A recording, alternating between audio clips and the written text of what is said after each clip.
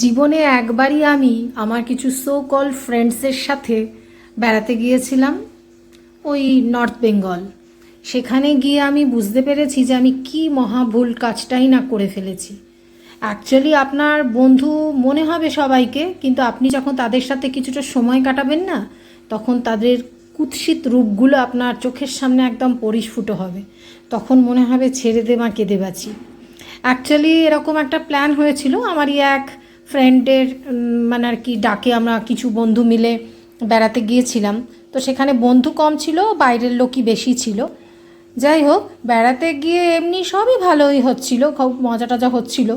কিন্তু হঠাৎ করে সন্ধেবেলায় তাদের অ্যালকোহলের পার্টি, যেটা আমার ভীষণ অপছন্দ।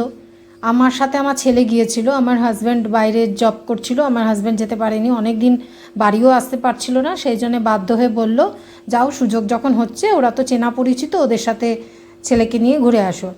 তো সেই গিয়েই আমি বিপদে পড়েছি। তখন আমি একা, তো মানে বাড়ি আসবো কি, আমার ছেলেও তখন কলেজে পড়ে, বাড়িও আসতে পারছি না, ওদের সাথেই আমার ঘুরে বেড়াতে হচ্ছে।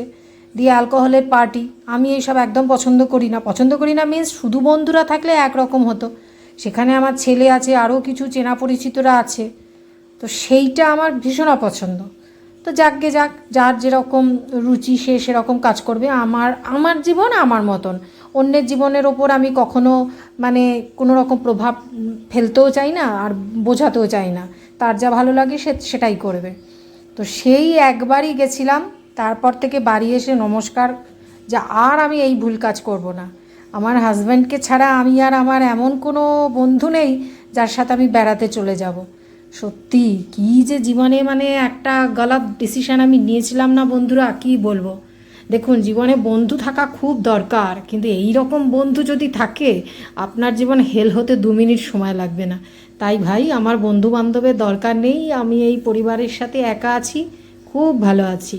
অন্তত ওই যে যন্ত্রণাগুলো, সেই যন্ত্রণার থেকে আপনি অনেক ভালো থাকবেন।